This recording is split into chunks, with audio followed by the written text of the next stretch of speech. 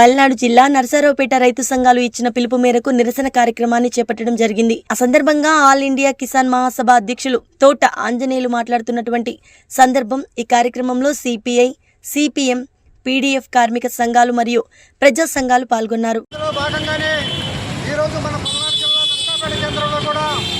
అన్ని కార్మిక సంఘాలు, రైతు సంఘాలు ఈ నిరసన కార్యక్రమానికి తెలపడం జరిగింది.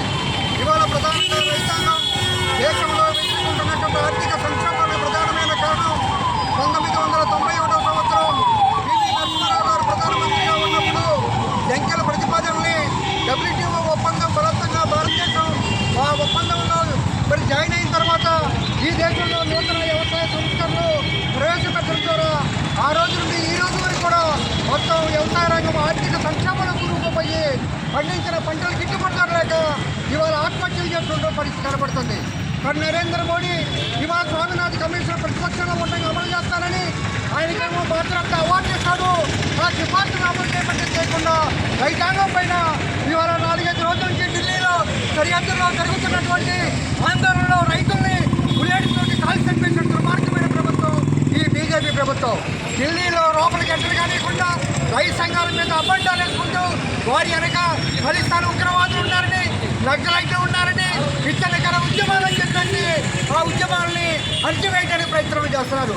గత వారం రోజుల నుంచి ఢిల్లీ సరిహద్దుల్లో మరి ఆందోళన చేస్తున్నటువంటి మన రైతులు సరిపోయేటువంటి పరిస్థితి కనపడుతున్న ఈ రాష్ట్రంలో ఉన్నటువంటి వైఎస్ఆర్ పార్టీ అధికార పార్టీ కానీ ప్రతిపక్షంలో ఉన్నటువంటి తెలుగుదేశం పార్టీ, జనసేన పార్టీ ఈ రైతాంగం మీద జరుగుతున్నటువంటి దమనకాండని ఖండించబడటం దుర్మార్గమైన విషయం.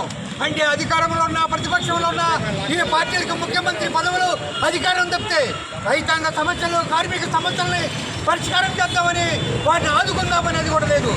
ఈ రోజున దావూస్లో ప్రారంభమైనటువంటి WTO సమావేశాల్లో భారతదేశంలో మరిన్ని ఆంక్షలని, కార్పొరేట్ సంస్థలకి రాయితీలని, రైతాంగానికి ఇవాళ ఇబ్బందికరమైనటువంటి విధానాల్ని ఇవాళ ప్రవేశపెట్టబోతున్నాడు.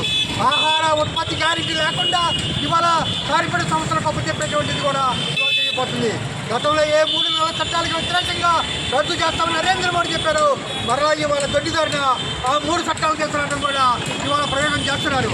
అందుకని WTO ఈ ఒప్పందాలను మొత్తాన్ని కూడా వెనక్కి తీసుకొని ఈ దేశంలో ఉన్న రైతాంగానికి పంటలు గిట్టుబాటు ధర ఇవ్వాలని స్వామినాథన్ కమిషన్ యొక్క సిఫార్సులు అమలు చేయాలని కూడా డిమాండ్ చేస్తూ రేపు 14వ తారీఖున మార్చి 14వ తారీఖున ఢిల్లీలో జరిగే మహాపంచాయతీకి వేలాది మంది ఆంధ్రప్రదేశ్ నుంచి కూడా రైతులు పాల్గొని ఈ కేంద్ర ప్రభుత్వ రైతు వ్యతిరేక విధానాలను నడుపుతున్నటువంటి ఈ దుర్మార్గమైన ప్రభుత్వానికి వ్యతిరేకంగా ఉద్యమాలను ప్రారంభించాల్సిన అవసరం ఉందని, చేసే ఉద్యమాల్లో కార్మికులు, రైతులందరూ కూడా పాల్గొని జయప్రదం చేయాలని కోరుకుంటూ ఈ అవకాశం ఇచ్చినటువంటి మన సోదర రైతాంగాలకు అందరికీ కూడా ఆల్ ఇండియా కిసాన్ మహాసభ తరఫున ధన్యవాదాలు తెలుపుతూ సెలవు తీసుకుంటున్నారు.